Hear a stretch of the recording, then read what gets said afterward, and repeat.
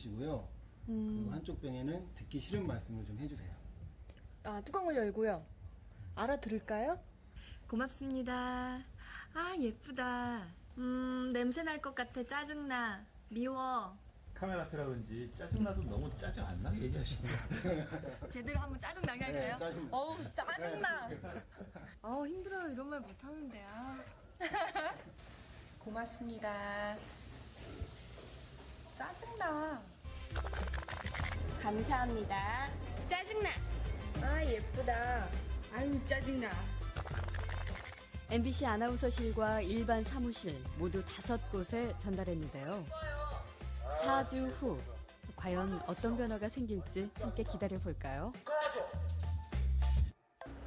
4주 후 안녕하세요. 안녕하세요. 물건 찾아왔습니다. 아, 맡기신 물건이요? 이거죠?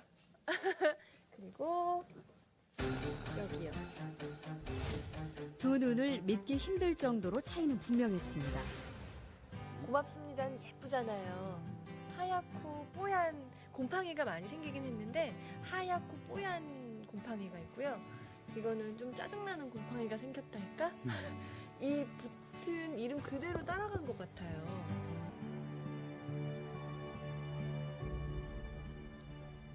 바풀이 한 달 동안 겪은 일을 기록한 사진인데요.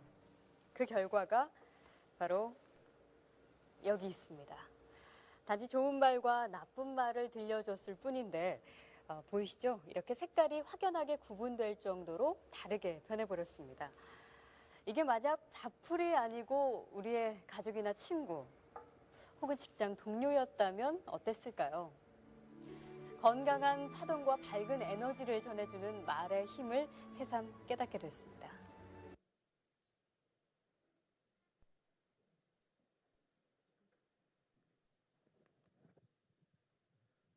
네, 오늘 이제 가정의 달을 맞이해서 말의 힘이라는 제목으로 오늘의 본문을 중심으로 여러분들과 함께 은혜를 나눠보려고 합니다. 사람이 살아가면서 아마 가장 큰 영향력을 끼치는 것은 말이 아닐까 생각돼요. 말로써 참 상처 주고 또 말로 위로받기도 하고 우리 그리스도인도 예외가 아니에요. 보면은 부흥회에 가서 은혜 잘 받고 와서 집에 들어가서 말로 은혜 다 까먹고 그런 적 많죠. 예배 드리러 가는 차 안에서 부부끼리 말 서로 잘못하다가 기분이 너무 상해가지고 나 오늘 예배 안 드려 뭐 이러는 수도 있고 하여간 부부간에나 또 부모와 자녀 간에나 또 직장의 동료들 간에나 사회생활하면서 이 말로 인해서 관계가 많이 깨어지는 것들을 많이 봅니다. 성경에는 그 말에 관한 규절이 얼마나 많이 적혀 있나 궁금해서 제가 챗GPT에게 물어봤어요. 그랬더니 입에 대한 구절이 약 한 429절이 있고요. 말에 대한 구절이 309절이 있고요. 또 혀에 대한 구절도 또 한 409절이 있어서 합쳐서 한 929절 정도가 성경에 적혀 있대요. 챗GPT 말이 그래요. 어떻든 굉장히 많은 구절이 성경에 이렇게 적혀 있는 거 보면 우리 신앙인들이 일상생활에서 얼마나 이 말을 갖다가 신앙 안에서 잘 통제해야 되겠다라는 생각이 들어요. 제가 호스피스 쪽 임종에 관련된 그 책을 보다 보니까 그쪽 관련된 의사가 쓴 글에 그런 걸 봤어요. 이분이 많은 환자를 말기암 환자를 대해봤는데 임종 직전까지 감각기관 중에 제일 마지막까지 남아있는 기관이 청각이라고 생각한다 그래요. 청각. 그러니까 우리가 혹시 말기암 환자나 임종에 가까이 있는 아무 미동도 없이 가만히 있는 환자들이 있다고 모를 줄 알고 못 들을 줄 알고 함부로 말을 하면 절대 안 됩니다. 그래서 저는 그런 생각이 들었어요. 하나님께서 왜 이렇게 청각을 마지막까지 이렇게 제일 기능을 살아있게 했을까? 복음이 끝까지 전달되도록 하려고 하지 않았나 싶어요. 그래서 여러분들 중환자실이나 임종을 앞두고 있는 환자들 가면은 못 듣는다 생각하지 마시고 그 귀에다 대고 들릴 수 있도록 기도해 주는 것이 굉장히 중요하다고 생각이 됩니다. 하나님께서는 천지 만물을 창조하실 때 방법이 하나님의 입에서 나오는 말씀으로 창조하셨습니다. 그래서 창세기 1장 3절에 보면 하나님이 이르시되 빛이 있으라 하니 빛이 있었고 이렇게 되어 있어요. 모든 만물을 창조하시고 맨 마지막 날에 사람을 창조하실 때 그때는 그냥 이르시되 이렇게 안 하셨어요. 하나님의 형상대로 창조하셨다고 기록이 되어 있습니다. 그 하나님의 형상 가운데는 사람이 말을 할 수 있는 것 아닌가 생각해요. 아마 동식물과 사람이 다른 거는 여러 가지 있겠지만 가장 큰 다른 점은 사람은 말을 할 수 있다는 거예요. 그래서 사람 말에는 하나님의 창조성이 있습니다. 그런데 인간이 죄가 들어오고 나서 그 말의 창조성보다는 파괴성이 살아나기 시작했어요. 그래서 인간의 말에는 창조성도 있지만 살리는 힘도 있지만 파괴성이 있습니다. 죽이는 힘이 있어요. 제가 기억은 정확하게는 안 나지만 일본에서 있었던 일이에요. 일본에 시어머니와 남편 이렇게 셋이서 사는 가족이 있었는데 시어머니가 병이 들어서 참 며느리가 간호하기가 굉장히 힘들어요. 그래서 남편한테 국가에서 하는 요양보험, 우리나라로 말하면 요양원 같은 데겠죠. 그쪽으로 좀 보냈으면 좋겠다 의견을 내세웠는데 남편은 절대 안 된다고 집에서 당신이 좀 간호해야 된다고. 그래 남편은 매일 출근하느라고 자기는 집안에 어머니를 안 돌봐도 이 남아있는 부인은 시어머니를 지극정성으로 보살피는데 문제는 한 해, 두 해 세월이 가도 이 언제까지 보살펴야 되는지 지치는 거예요. 그래서 하루는 친지가 집안에 놀러와서 응접실에서 대화를 하는데 시어머니가 잠이 든 줄 알았어요. 근데 또 방문도 마침 열려 있는 걸 모르고 이 며느리가 놀러온 친지하고 대화 가운데 저 노인네는 빨리 죽지도 않아. 이런 이야기 했는데 이 말이 노인 귀에 들린 거예요. 이 노인이 시어머니가 자존심이 굉장히 강한 사람인데 그날 이후로 곡기를 끄는 거예요. 너무나도 며느리한테도 미안하고 자기가 살아있어야 될 의미가 없다고 생각했나 보죠. 그래 결국 일주일도 안 돼서 그만 돌아가셨어요. 물론 병들어서 나이 들어서 돌아가셨지만 이렇게 사람을 죽음으로까지 급하게 몰아갈 수 있는 말에는 힘이 있습니다. 그래서 오늘은 본문을 바탕으로 이 말에 대해서 여러분들과 함께 이렇게 좀 은혜를 나누려고 하는데 잠언 18장 21절에 이렇게 기록이 되어 있습니다. 죽고 사는 것이 혀의 힘에 달렸나니 혀를 쓰기 좋아하는 자는 혀의 열매를 먹으리라. 죽고 사는 것도 혀의 힘에 달려 있대요. 그러면 우리가 이 말을 과연 통제할 수 있을까 하는 것이 문제입니다.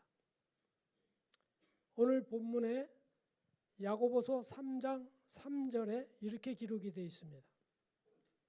우리가 말들의 입에 재갈 물리는 것은 우리에게 순종하게 하려고 그 온몸을 제어하는 것이라. 말을 사람이 자기 마음대로 다룰 수 있도록 하기 위해서는 입에다가 재갈을 물려요. 그런데 7절, 8절에는 또 성경에 이렇게 기록이 되어 있습니다. 여러 종류의 짐승과 새와 벌레와 바다의 생물은 다 사람이 길들일 수 있고 길들여 왔거니와 8절에 혀는 능히 길들일 사람이 없나니 쉬지 아니하는 악이요 죽이는 독이 가득한 것이라. 혀는, 말은 통제할 수가 없다고 그래요. 그러면 어떻게 해요? 왜 통제할 수가 없을까? 내 몸에 있는 혀인데. 왜 통제하기가 어려우냐? 말은 생각과 마음으로부터 나오는 게 말입니다. 우리 사람이 내 생각, 내 마음, 내 마음대로 내 생각대로가 안 됩니다. 생각과 마음을 통제하기가 인간이 어렵기 때문에 말을 통제하기가 어렵습니다.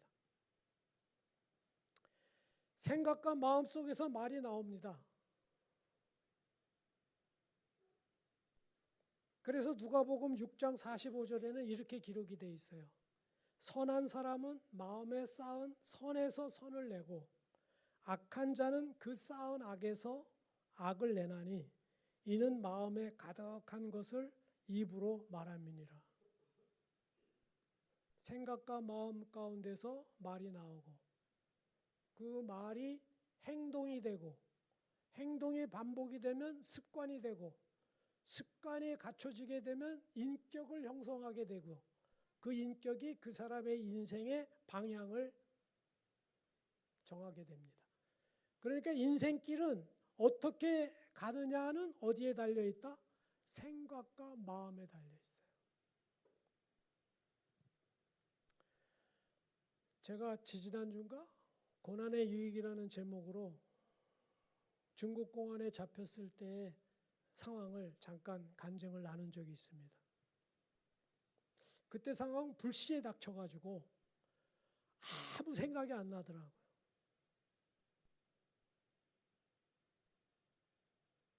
두 명이 저를 잡아서 조사실로 가는데 차에 타자마자 뭘 씌우더라고요. 앞이 캄캄하죠. 나 앞이 캄캄하다는 말을 확실히 알았어요. 정말 앞이 캄캄하더라고요. 그리고 아무 생각이 안 나고 하얘지네, 뭐 생각이. 어떻게 할까? 무엇을 할까? 아무 대책이 없는 거죠. 쉽게 말해서 저의 생각과 마음은 정지 상태예요. 그때 제가 평소에 암송하던 구절 중에 빌립보서 4장 6절 7절을 암송할 때 그런 생각을 들었어요. 너희는 아무것도 염려하지 말고 오직 기도와 간구로 너의 구할 것을 감사함으로 하나님께 아뢰라. 아니 염려가 안 될 수가 없는데 염려하지 말라. 염려하지 말라고 염려 안 됩니까? 하나님께 아뢰면 그리하면 하나님 모든 지각에 뛰어난 하나님의 평강 그리스도 예수 안에서 너희의 마음과 생각을 지키시리라. 이 규절이 불현듯 생각이 나면서 아무 생각 없이 오직 그 규절만 속으로 암송했습니다. 나중에 4일 정도 계속 조사받을 때 나중에 깨달은 건데 제가 말을 어떻게 대답하느냐에 따라 조사 시간이 3시간도 되고 4시간도 길어져요. 그리고 제 대답에 따라 전혀 나하고 별로 관계없었던 사람도 조사받으러 끌려갈 수도 있어요. 그러니까 이것이 말해야 되는 건지 말해야 되지 않을 건지 이때 말해야 되는 거지 입 다물고 있을 때인지 이러한 여러 가지들을 오직 저는 빌립보서 4장 6절 7절을 암송하는 가운데 하나님께서 다 이끄셨다는 걸 나중에 알게 됐어요. 저하고 비슷한 제목으로 연길에서 잡힌 사람은 그 당시 벌금 10만 위엔, 우리나라 돈으로 한 2천만 원 됩니다. 그리고 조사도 저같이 이렇게 왔다 갔다 출퇴근하는 식으로 받지 않고 6일 동안 구류된 상태에서 받았어요. 그러니까 물론 저는 받을 때 즉결 심판소 같이 만들었어요. 우리나라 법정 같이 축소된. 그러니까 그 현장에서 저를 즉결 재판하는 데에서 조사를 받는 거죠. 저는 하나님의 말씀이 긴가 민가 했던 것을 그때 확실하게 체험을 했어요. 그리고 제가 시편의 1편 1절의 귀절이 저에게 딱 다가왔어요. 왜? 시편 150편 가운데 제일 먼저 시작하는 1편 1절은 복 있는 사람이 어떤 사람이 복 있는 사람인지를 기록하고 있어요. 복 있는 사람은 악인의 꾀를 따르지 아니하고 죄인의 길에 서지 아니하고 오만한 자의 자리에 앉지 아니하고 오직 여호와의 율법을 주야로 묵상하는 자로다. 저는 주야로 묵상할 정도로 믿음이 없었는데도 복 있게 일 처리가 끝났어요. 악인의 꾀를 따르지 아니하라고 시작되는 이야기가 바로 생각서부터 시작되기 때문에 그렇습니다. 모든 죄와 악은 어디서부터 시작된다? 사람의 생각과 마음부터 시작이 돼요. 그래서 요한복음 13장 2절에 가룟 유다가 예수를 팔았다 이렇게 기록이 안 돼 있고 사단이 예수를 팔려는 생각을 가룟 유다에게 넣었더니 이렇게 나와요. 우리들의 말은 통제가 안 됩니다. 왜? 생각과 마음에서 나오기 때문에. 그런데 이 생각과 마음은 우리가 통제가 안 됩니다. 왜? 사단이 놀이터기 때문에. 결국 사단의 놀이터에서 우리가 놀아나지 않고 우리가 제대로 우리의 생각과 마음을 지키기 위해서는 말씀이 묵상되어져야 된다는 거예요. 말씀이.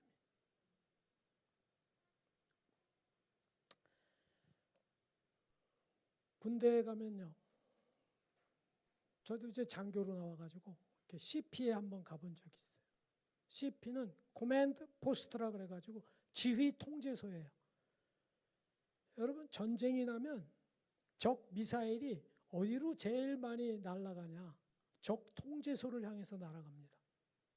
왜? 지휘소가 망가지면 그 전쟁은 끝나는 거예요. 끝나는 거. 그래서 보통 지휘소는 어디 있느냐? 저 지하 깊은 땅굴 속에 있어요. 전쟁 시에는. 여러분들 눈에 지금 잘 안 보이죠? 저기 제가 살고 있는 그쪽 의왕 가려고 하면은 과천 넘어가는데 거기 남태령 고개라고 있어요. 우리끼리만 아는 비밀인데 그 고개 속에 그물망 같이 통제소가 있습니다. 누구한테 알리지 마세요. 왜 갑자기 CP를 이야기하냐? 우리의 말과 모든 거 이거 사탄이 신경 안 써요. 뭐에 신경 써요? 우리의 CP가 되는 생각과 마음을 사단은 공격합니다. 그래서 죄가 들어왔을 때도 하와에게 하와의 생각과 마음을 휘어잡기 위해서 엉터리와 같은 말씀으로 집어넣죠. 진짜 먹지 말라더냐? 말씀으로 무장이 제일 잘 안 돼 있는 하와가 헛소리하죠. 또 먹으면 죽을까 말까 뭐 이런 헛소리 자기 마음대로 만들어요. 모든 실과를 먹지 말라고 하지도 않았거든요. 그러니까 사단의 속삭임이 들어오고 나서 하와의 생각과 마음은 사단에게 지배가 됐어요. 그러고 나서 실과를 본즉 성경은 뭐라 그래요? 보암직도 하고 먹음직도 하고 지혜롭게 할 만큼 탐스럽고 가치관이 바뀌어. 가치관이 통제소가 점령당하니까 안 돼요.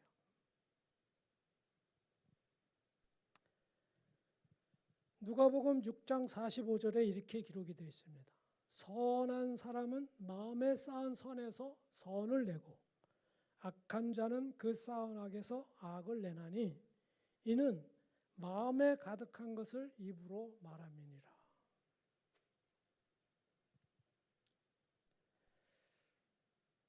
두 번째로 우리가 말에 대해서 생각해 볼 것은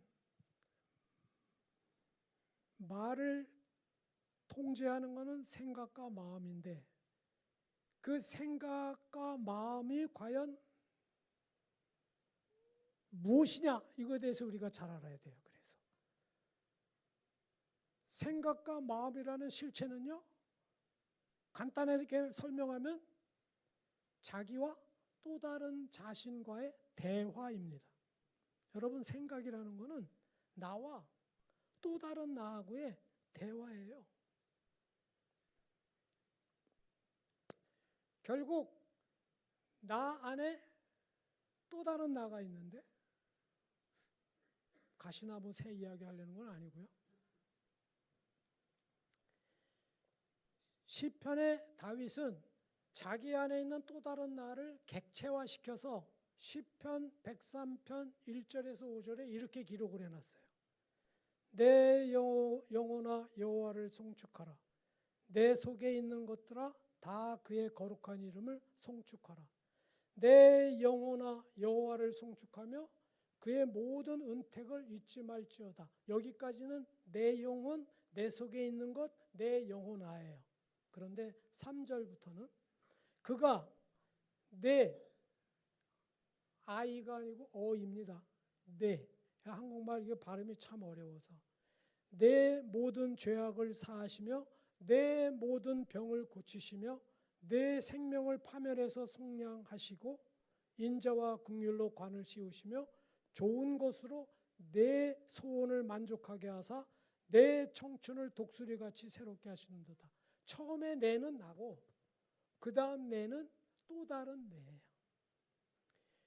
자기 안에 있는 두 자아를 객관화시킬 수 있는 훈련이 돼야 됩니다. 훈련이. 여러분 이런 거 경험한 적이 있나 몰라요. 화를 내서 나도 모르게 분이 나갔어요. 분냈어요. 근데 분내서 한 말이 생각이 나고 내 자신 모습을 생각하니까 더 화가 나. 그러니까 말할수록 더 화가 나. 막 그런 거 많이 보죠? 왜 그런 줄 아세요?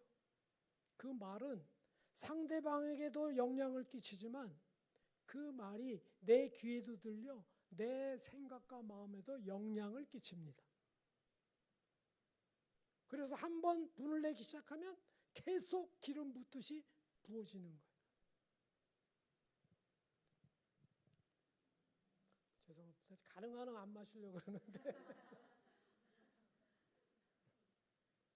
입이 말라. 일본에 90년도에 백화점 매출 1위로 기록한 백화점 이세탄 백화점이라는 데가 이렇게 그 당시에 이렇게 좀 떴어요. 별로 특별히 장소도 그렇게 크게 좋은 데도 아니고 그 파는 물건도 다른 백화점하고 크게 뭐 다른 것도 없고 또 여러 가지 뭐 비교해서 뭐 특별히 나눌 만한 게 없는데 매상이 1위가 되니까 이제 마케팅 차원에서인지 뭐 보도 차원에서인지 경제부 기자가 그 백화점에 취재하러 갔어요. 봤더니 그 백화점이 좀 다른 게 있었어요. 그건 뭐냐? 다른 백화점보다 한 30분가량은 모든 직원이 일찍 출근합니다. 그 출근해서 뭐 하나? 인사훈련을 합니다. 인사훈련. 뭐 부장급 이하 뭐 전부 고위급들도 전부 한 줄에 서가지고 한 사람의 지휘 아래 탁 사인을 내면 아리고다 고자이마스 하고 뭐 이 각도가 뭐 거의 뭐 25도 각도로 이렇게 그거를 반복해서 계속 하는 거예요. 반복해서. 다른 거 없어요. 그랬더니 이 기자가 이제 참 별나다 싶은 생각도 있고 해서 그 취재 다 끝나고 몰래 어느 여직원 하나한테 싹 다가갔어요. 그리고 마이크를 갖다 댔어요. 얼굴 가리고 안 나오게 한다 이거지. 솔직히 좀 대답해 보세요.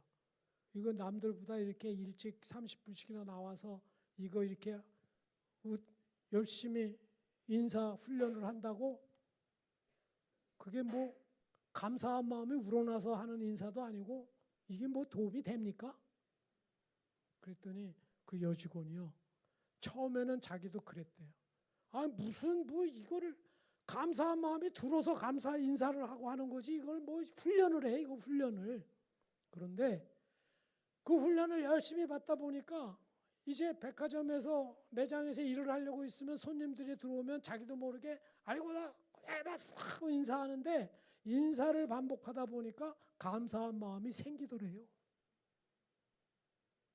왜 그럴까요? 말이 우리의 생각과 마음을 영향을 주기 때문에.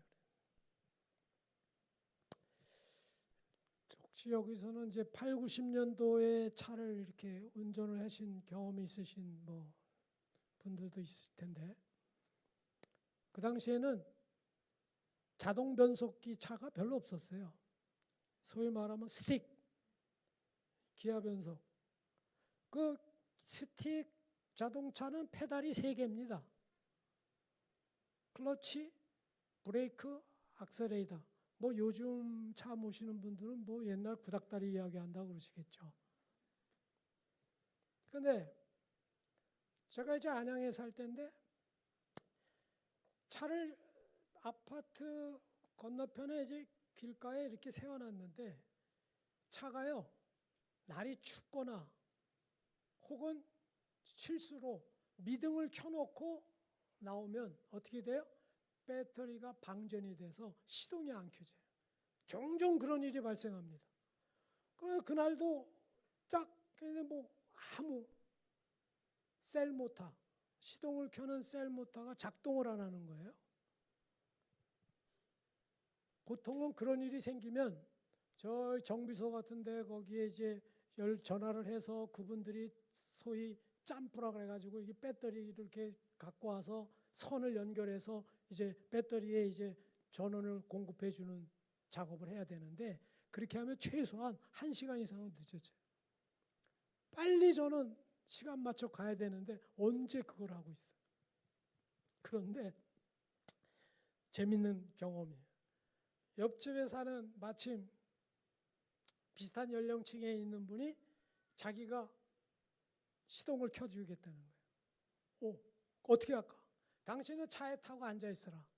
근데 그냥 앉아 있지 말고 클러치 페달을 밟고 있어라. 그리고 브레이크 불을 잘 발을 올려놓고 꽉 밟지 말고 그 말은 뭐야? 기아는 중립으로 풀어놓고 그러면 자기가 뒤에서 미는 거예요. 앞에 차가 아무것도 없는 데에서. 그러면 차가 이렇게 굴러가요. 가속을 붙으면 막 빨리 갑니다. 가속이 최고 붙었다고 생각할 때 클러치에서 발을 떼면서 브레이크에서 발을 떼면서 악셀에다로 발을 옮기면서 시동은 칵 거는 거예요. 그러면 부르릉 걸려요. 이게 작동 원리가 뭐냐면요. 클러치는 이 엔진에 돌아가는 거를 잠깐 끊었다 붙였다 하는 역할을 하는데 바퀴를 엔진이 돌아가지 않고 바퀴가 굴러가게 먼저 하는 거예요. 그럼 바퀴가 굴러가기 때문에 엔진이 돌아가는 거예요. 그때 갑자기 클러치를 떼면서 시동을 걸면 불꽃이 튀면서 시동이 걸려요. 쉽게 말하면 거꾸로 하는 거, 거꾸로. 엔진이 돌아서 바퀴가 굴러가는 게 아니라 바퀴가 굴러서 엔진이 돌아가요. 제가 왜 갑자기 뭐 자동차 정비 일을 하냐? 우리들의 말이 생각과 마음에서 나왔던 말이 우리들의 생각과 마음으로 다시 영향을 준다 이 말이에요.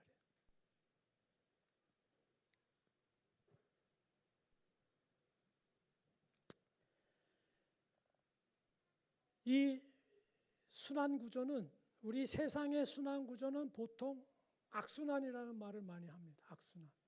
뭐 이렇게 잘못되고 안 좋은 일이 생기면 그것 때문에 또 다른 안 좋은 일이 생기고, 이것을 순환. 그런데 우리 그리스도 안에서 하나님의 말씀으로 무장돼서 생각과 마음을 컨트롤할 수 있는 분들에게는 반대로 선순환 작용도 합니다. 그 말 때문에 안 되던 일들이 더 풀어지고, 그 말 때문에 더 선한 영향력이 퍼지는 거예요. 동영상 봤죠? 무생물도 작용을 하는데 이렇게 하나님의 형상으로 만든 인간에게 말을 할 수 있는 창조 능력을 주신 하나님의 창조성에는 악순환의 세상에 빠지지 말고 선순환으로 살아가라는 메시지가 있어요. 마지막으로 말에는 우리의 생각과 마음으로부터 나오는 생각과 마음에는 두 가지가 공존을 하는데, 하나가 긍정적인 마음이고 또 하나가 부정적인 마음입니다. 오늘 본문에 야고보서 3장 9절에서 11절을 한번 보면, 이것으로 우리가 주 아버지를 찬송하고 또 이것으로 하나님의 형상대로 지음을 받은 사람을 저주하나니 한 입에서 찬송과 저주가 나오는도다. 내 형제들아, 이것이 마땅하지 아니하니라. 샘이 한 구멍으로 어찌 단물과 쓴물을 내겠느냐. 여러분, 근데 부정적인 생각하고 긍정적인 생각이 우리 안에 있지만 50대 50일까요? 저는 그런 생각 안 해요. 그러면 비율을 한 어느 정도로 볼까요? 제가 생각할 때는 적어도 부정적인 영향이 긍정적인 영향보다 5배는 큽니다. 5배. 둘이 수평을 맞추기 위해서는 긍정의 마음을 5번 정도의 노력을 해야 돼요. 그건 왜 그래요?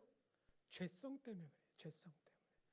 우리 안에 들어와 있는 이 죄성 때문에 우리 안에 있는 이 두 가지 부정적인 것과 긍정적인 마음의 비율이 부정적인 쪽으로 5배 이상이 이렇게 가 있어요.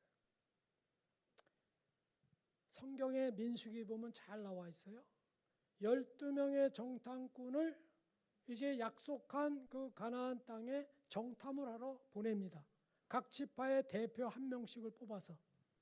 그때 12명의 정탐꾼 중에 여호수아와 갈렙만이 긍정적인 정탐 내용을 보고를 하고 나머지 10명이 모두 부정적으로 보고를 합니다. 제가 거기에 힌트 얻어서 5배라 그랬어요. 근데 맞는 것 같아요, 보니까. 민수기 13장 31절에서 33절에 이렇게 기록이 되어 있어요. 그와 함께 올라갔던 사람들은 이르되 우리는 능히 올라가서 그 백성을 치지 못하리라.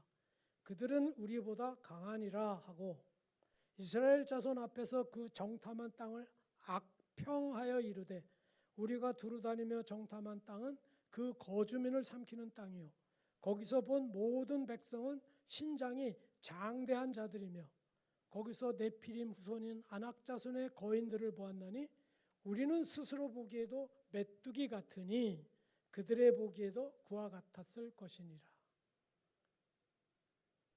자기들 생각에 우리가 우리 봐도 메뚜기 같은데 저들이 우리 보면 얼마나 하찮게 여기겠냐 이 말이에요. 그런데 이거 참 이 부정적인 힘은요. 아까 말했듯이 긍정적인 힘보다 5배가 세서 그런지 전염률이 엄청 빠릅니다. 전염률이. 전염되는 게. 옛날에 저기 그 박정희 대통령 뭐 전두환 뭐 이런 시절에 도시 빈민촌에 이제 여공들이 많았어요. 여공들이. 그 여공들이 기숙사에서 이렇게 한 방에 4-5명씩 살고 이러면 뭐 이렇게 휴무날은 이렇게 들루산으로 놀러 갔다가 아무래도 뭐 한창 나이니까 비슷한 이제 남성네들 또 공원들 또 만나서 연애하고 그러다 보면 이게 혼전 임신을 많이 하게 돼요. 혼전 임신을. 그러면 그 방 안에 한 명이 혼전 임신을 하거나 그런 성경험이 있게 되면은 나머지 4-5명은 자동적으로 하게 됩니다. 가만 안 놔둬요. 꼭 데리고 나가야 돼요. 그래서 다른 남자를 사귀게끔 한대요. 네. 굳이 왜 그럴까? 굳이 왜 그럴까? 굳이 왜 그럴까? 제 생각인데 이 부정적이고 이 나쁜 거일수록 가만 안 놔두기 때문에 그래요. 꼭 같이 끌어당깁니다. 그래서 학폭이라든지 여러 가지 학교에서의 많은 말썽도 보면요. 소수의 몇 명이 시작됐다가 아주 다수로 그룹으로 만들어져요. 그룹이 결성이 돼요. 그룹이. 그래서 그런지 이제 10명의 보고를 들은 백성들은 민수기 14장 23절에 이렇습니다. 이스라엘 자손이 다 모세와 아론을 원망하며 온 회중이 그들에게 이르되 우리가 애굽 땅에서 죽었거나 이 광야에서 죽었으면 좋았을 것을 어찌하여 여호와가 우리를 그 땅으로 인도하여 칼에 쓰러지게 하려 하는가? 우리 처자가 사로잡히리니 애굽으로 돌아가는 것이 낫지 아니하랴. 이제 뭐 10명이 아니에요. 온 회중, 온 백성이 다 부정적이 돼버렸어요. 제가 중국에 있을 때 제 아내가 그 뭐 포도로 이렇게 포도송이 뭐 병에다가 또 항아리에다가 그렇게 담아가지고 효소를 만든다고, 또 어느 사모가 또 효소 잘 만드는 사모가 있다 보니까 또 배워가지고 그거를 집에다가 하느라고 저는 또 그 큰 항아리 또 들고 가더라고. 근데 그게 쉽지 않더라고요. 효소 만드는 게. 근데 여러분, 곰팡이 만드는 거 어려워요? 곰팡이는요, 그냥 촉촉한 솜에다가 물 묻혀서 그늘진 곳에 택 내버려 두면 자동으로 생겨요. 자동으로. 여러분 혹시 집에 잡초 키우는 분 계셔? 잡초 키울 게 뭐 있어요? 그냥 가만히 내버려도 잘라도 잘라놔요. 화초는 안 그래요. 화초는. 뭐든지 이렇게 긍정적이고 하나님의 성경 말씀에 좀 합당한 거를 뭘 해보려면 그냥 되는 게 하나도 없습니다. 5배 이상은 노력해야 돼요. 5배.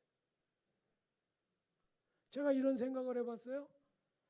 강물이 서서히 흐르는데 노젓는 쪽배 위에 가만히 앉아 있어요. 아, 이거 평안해요. 근데 한참 있으니까 내가 탄 데가 아니고 한참 저 밑에 가 있어. 왜? 물이 서서히 흐르고 있어요. 거기 나 여기서부터 시작해서 물에다가 금근다고 거기 있겠어요? 왜 그럴까요? 흘러가는 강물에 가만히 있으면 본전이다? 본전이 아니에요. 신앙생활이 아무것도 안 하고 과거에 해왔던 신앙생활로 나 지금 뭐 나쁜 짓 안 하고 그냥 가만히 있어.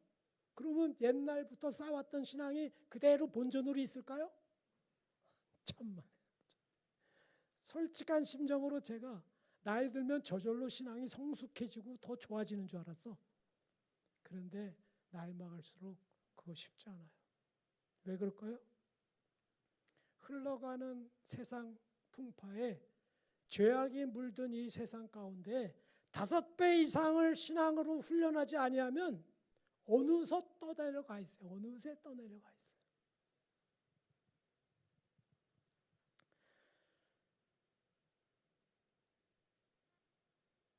제가 어려서 자녀가 성적표 갖고 오면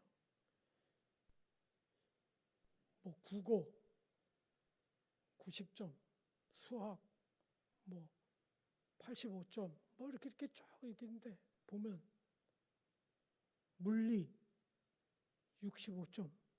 그러면 다른 거 95점, 85점, 뭐 90점 막 이렇게 해도 그 70점 밑에 내려간 2과목에 그냥 쳐다봐 이렇게. 이상하죠? 딴 건 관심 없어. 제가 조용호 목사가 그때 있었는지 모르겠는데요. 청년부 맡은 지 얼마 안 됐을 때 청년부 임원하고 그 당시에 이제 셀장이죠. 연령대 비슷한 또래끼리 셀 팀장을 하나씩 해서 저 포함해서 한 12명 된 것 같아요. 그중에 어느 임원이 제안을 해가지고 서로 알아가기 프로그램이 있었어요. 서로. 그건 뭐냐? 12명이니까 저도 포함해서 이제 12장을 다 나눠줘요. 그리고 각 12장마다 거기 모인 사람 이름을 한 장에 한 이름씩 써요.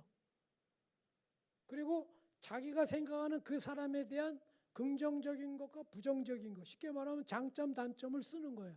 그러니까 무기명이죠. 누가 누구를 쓴지 모르지. 그 나중에 다 쓰고 난 다음에 각 이름대로 나눠줘요. 그럼 다 각자 12장씩 또 받을 거 아닙니까?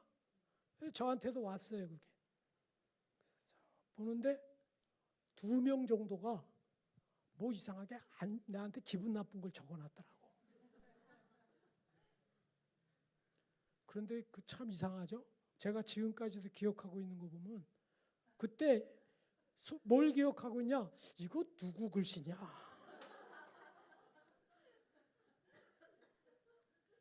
이게 인간의 마음입니다. 좋은 거, 괜찮은 거 다 그게 5배 이상씩 많은데도 12명 중에 10명은 좋은 거 썼고 2명이 안 좋은 거 썼기로 쓰니 그 2명에게 신경을 갈 필요 뭐 있어요? 근데 인간의 마음은 그런 거예요. 자, 우리가 무슨 말을 할 때 상대방에게 영향력을 끼치지만 그 말은 나에게도 내 생각과 마음, 내 귀에도 들려오면서 내 생각과 마음에도 영향력을 끼치는데 문제는 하나님께도 영향력을 끼치는 게 문제예요. 민수기 14장 26절에서 28절에 이렇게 기록이 되어 있습니다. 여호와께서 모세와 아론에게 말씀하여 이르시되 나를 원망하는 이 악한 회중에게 내가 어느 때까지 참으랴. 이스라엘 자손이 나를 향하여 원망하는 바 그 원망하는 말을 내가 들었노라. 그들에게 이르기를 여호와의 말씀에 내 삶에 두고 맹세하노라. 여호와가 맹세한다는 이야기 나 여기서 처음 봐요. 너의 말이 내 귀에 들린 대로 내가 너희에게 행하리니. 여러분 성경 내용을 아시죠? 이후에 어떤 일이 벌어졌는지. 40일 정탐 날을 하루를 1년씩 계산해서 너희 말대로 40년 광야 생활하면서 여호수아, 갈렙, 모세를 제외한 출애굽한 백성들이 다 죽습니다. 자기들이 그랬어요. 차라리 광야에서 죽는 게 낫겠다.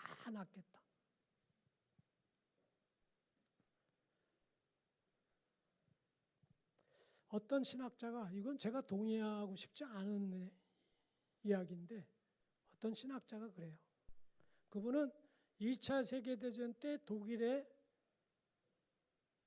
홀로코스트 아시죠? 그 뭐 아우슈비츠 이런 데서 유대인이 600만 명이 죽었어요. 도대체 이런 일이 어떻게 있을 수가 있나? 그거를 이분은 성경 규절에서 찾더라. 마태복음 27장 22절 25절을 보게 되면 빌라도하고 그 당시 유대 백성하고의 대화의 내용이에요. 빌라도가 이르되 그러면 그리스도라 하는 예수를 내가 어떻게 하랴? 그들이 다 이르되 십자가에 못 박혀야 하겠나이다. 빌라도가 이르되 어쩌미냐? 무슨 악한 일을 하였느냐? 그들이 더욱 소리질러 이르되 십자가에 못 박혀야 하겠나이다 하는지라. 빌라도가 아무 성과도 없이 도리어 밀란이 나려는 것을 보고 물을 가져다가 무리 앞에서 손을 씻으며 이르되 이 사람의 피에 대하여 나는 무죄하니 너희가 당하라. 25절 백성이 다 대답하여 이르되 그 피를 우리와 우리 자손에게 돌릴지어다 하거늘. 아니 뭐 자손은 또 왜 끌어들여? 그 피를 우리와 우리 자손들에게 돌리래요. 뭐 그래서 600만 명이 죽었다고는 저는 생각 안 하는데, 아무튼 이렇게 말이 얼마나 중요하고 참 영향력이 큰지 우리는 다시 한번 생각해야 됩니다. 말씀을 좀 정리해 보려고 그래요. 말에는 힘이 있습니다. 말에는 권세가 있습니다. 말에는 영향력이 있습니다. 내가 뱉은 말은 상대방에게 영향을 주지만 나의 생각과 마음에도 영향을 줍니다. 무엇보다 중요한 것은 하나님께 영향을 줍니다. 하나님께서는 우리의 말을 하는 것뿐만 아니라 생각과 마음까지도 감찰하시고 아시는 분입니다. 그래서 시편 139편 2절에서 4절에 시편 기자는 이렇게 써놨습니다. 주께서 내가 앉고 일어섬을 아시며 멀리서도 나의 생각을 밝히 아시오며 나의 모든 길과 나의 눕는 것을 살펴보셨으므로 나의 모든 행위를 익히 아시오니 여호와여 내 혀의 말을 알지 못하는 것이 하나도 없으시니이다. 말에는 창조성이 있지만 죄성 때문에 파괴성이 있습니다. 그 파괴성은 창조성보다 5배 이상의 힘이 큽니다. 우리 안에는 언제나 부정적인 마음과 긍정적인 마음이 공존할 수 있지만 부정적인 마음이 또아리를 틀고 둥지를 틀고 앉을 확률이 5배 이상 큽니다. 하나님은 우리의 생각과 마음을 지켜주시기 원하십니다. 그래서 말씀을 묵상하라고 말씀을 주셨고요. 기도하라고. 기도가 뭡니까? 나하고의 대화이기도 하고 나와 하나님과의 대화이기도 합니다. 내가 말하는 기도가 나의 생각과 마음을 지배합니다. 내가 올리는 기도가 하나님으로부터 우리에게 좋은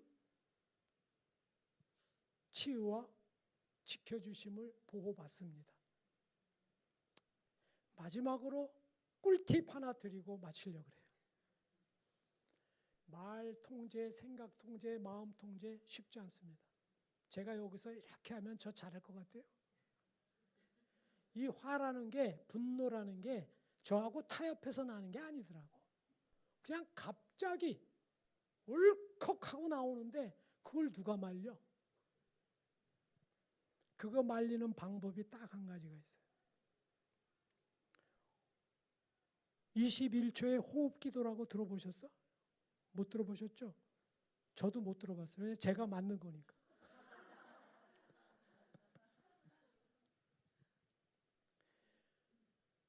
상황이 화를 나게 하고 굉장히 마음이 불편해지는 상황을 맞닥뜨렸을 때 아무것도 할 생각하지 말고 숨부터 끊으세요. 이렇게 숨을 쉬지 마라. 순서예요. 순서. 숨을 쉬지 마. 이거는 할 수 있거든요. 사람이 숨 안 쉬면 죽게 생겼으니까 그건 자동으로 숨 쉬지 말자. 두 번째, 심호흡을 하는데 코로만 숨을 들어 마셨다가 입술로만 내뱉는 거예요. 이거를 3번 하는 거예요. 왜 21초냐? 너무 그냥 갑자기 대화도 말고 이러는 게 말고 그냥 나만 아는 듯이 심호흡을 하는 게 한 번 하는 게 7초예요. 3번 하면 21초 정도면 돼. 그러면 코로 들어 마실 때 이런 생각을 해요. 호흡기도라 그랬죠? 성령의 바람이, 성령의 기운이 내 코로 지금 들어온다. 입으로 사사히 나가죠? 내 안에 있는 악한 것들, 나쁜 생각, 짜증, 분노, 염려, 이것이 내 입술로 나가, 지금 나가. 이거를 더도 말고 딱 21초만 참아. 3번. 그 정도 호흡 기도면 할만하지 않아요? 뭐 2시간 하는 것도 아니고. 자, 그 상황이 딱 닥쳤을 때 아무것도 하지 말고 숨을 멈출 것. 그리고 코로 들어 마시는데 성령의 기운이 내 코로 들어오기. 서서히 내뱉는데 내 안에 있는 모든 악한 것들아 다 떠나가라. 생각과 마음. 그렇게 하시면 상황이 21초 후에 다르게 풀립니다. 그럴 때는 좀 아멘도 하셔야 돼요. 우리 너무 정숙하셔가지고. 기도하겠습니다. 하나님 감사합니다.